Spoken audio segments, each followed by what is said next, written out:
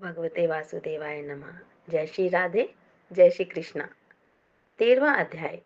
दैत्यों के तीक्ष्ण प्रहारों से व्याकुल देवता इधर उधर भागने लगे। तब इंद्र आदि को इस प्रकार भयभीत देखकर गरुड़ पर चढ़े भगवान युद्ध में आगे बढ़े। उन्होंने अपना सारंग नामक धनुष उठाकर बड़े जोर से टंकार किया। त्रिलोक गूंज उठा। पल मात्र में ही भगवान विष्णु ने हजारों दैत्यों के सिर काट दिए। यह देखकर जलंधर के क्रोध की सीमा न रही। फिर तो भगवान विष्णु और जलंधर का संग्राम हुआ। बाणों से आकाश भर गया। लोग आश्चर्य करने लगे। भगवान विष्णु ने अपने बाणों के वेग से उस दैत्य की ध्वजा, क्षेत्र और धनुष बाण काट डाले तथा एक बाण से उसकी छाती में प्रहार किया। इससे व्यथित हो उसने अपनी प्रचंड गदा उठा गरुड़ के मस्तक पर दे मारी। गरुड़ पृथ्वी पर गिर पड़ा। साथ ही क्रोध से उस दैत्य ने अपने होठ काटे और भगवान विष्णु की छाती में तीक्ष्ण बाण मारा।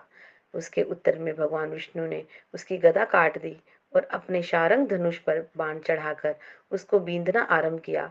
जलंधर भी उन पर अपने बाणों का बरसाने लगा। उस समय जलंधर ने भगवान को कई पैने बाण मारकर वैष्णव धनुष को काट दिया।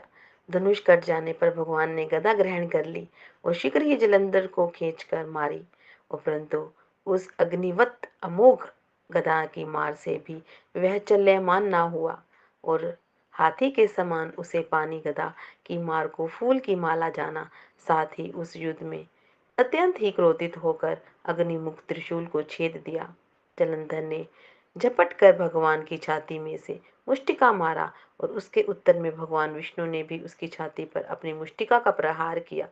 दोनों घुटने टेक कर बाहों और मस्तकों से बाहु युद्ध करने लगे। कितनी ही देर तक भगवान उसके साथ युद्ध करते रहे। तब श्रेष्ठ मायावी से भगवान उस दैत्य से मेघवाणी में बोले कि हे दैत्य श्रेष्ठ, धन्य है जो इस महायुद्ध में इतने बड़े बड़े अयोध्या से भी भयभीत ना हुआ। तेरे इस युद्ध से मैं बड़ा खुश हूँ। तू जो चाहे वह मांग, मैं उदय वस्तु से आज तुझे दे दूंगा।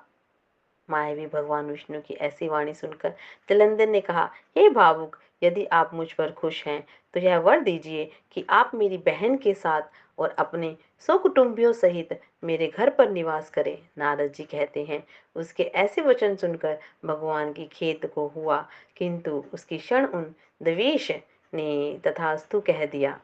अब भगवान विष्णु सब देवताओं के साथ जलंधरपुर में जाकर निवास करने लगे। जलंधर अपनी बहन लक्ष्मी और देवताओं सहित भगवान को वहां पाकर बड़ा प्रसन्न हुआ। फिर तो देवताओं के पास जो रत्न आदि थे उनके थे और उनके स्थानों और दैत्यों को स्थापित करके जलंधर पृथ्वी पर आया। निशुम्भ को पाताल में स्थापित कर दिया और देव, दानव, यक्ष, गंधर्व, सर्प, राक्षस, मनुष्य आदि सबको अपना वशवर्ती बनाकर त्रिभुवन पर शासन करने लगा। उसने धर्मानुसार सुपुत्रों के समान प्रजा का पालन किया। उसके धर्म राज्य में सभी सुखी थे। ओम नमो भगवते वासुदेवाय नमः।